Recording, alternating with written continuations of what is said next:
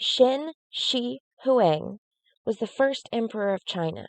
He united all of China into one empire. He was a great military leader and vanquished many enemies, so he feared that when he died, he would need protection from these enemies. So, in 246 BC, he had the Terracotta army built. Over the course of 40 years, and with the manpower of over 720,000 people, the 8,000-man Terracotta army and the mausoleum it was found in was built. Each soldier stands at around 6 feet and weighs approximately 600 pounds. While it was an honor to create these statues for the emperor, it was also a dangerous job, as he wanted no one to know where he was buried.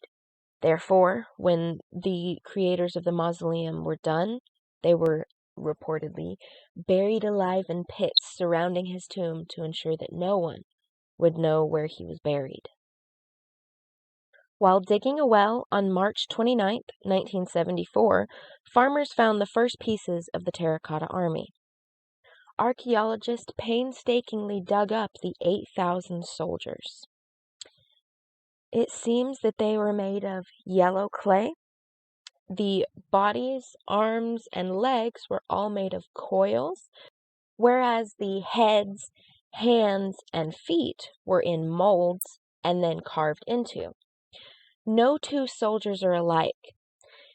80 master craftsmen's names have been found on the soldiers, and each one of them had a team underneath them of many, many people.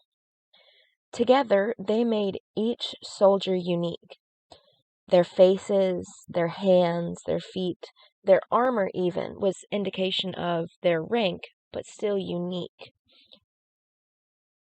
No one of these faces are alike, and it is thought that each of these soldiers is meant to be an actual soldier. It wasn't just terracotta soldiers that were made either. As you can see, many horses and chariots were made for the soldiers. Something else, there were entertainers, musicians, artists made, and it was believed that the emperor wanted to be entertained in his afterlife.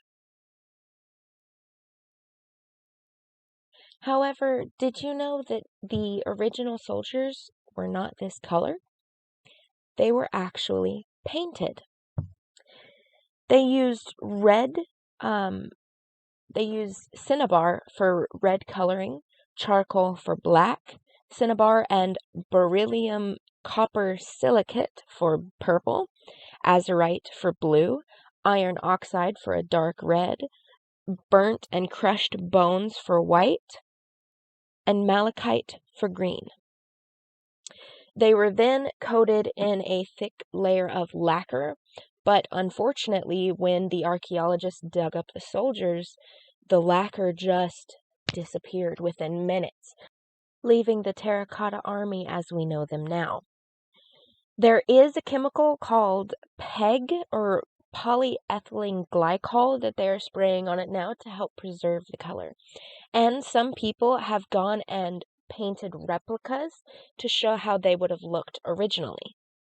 Seeing how impressive these statues are may make you think that the creators were safer than those who created the mausoleum, but that is in fact not true. The creators of these statues were under extreme pressure, and that is probably why they turned out so fantastically. These people had to make perfect soldiers. If they did not, they could be punished, or in worst cases, they could be executed. I chose to give my presentation on the Terracotta Army because I am a huge fan of archaeology, and it is undeniable that the Terracotta Army itself is one of the greatest feats of ceramic work in history.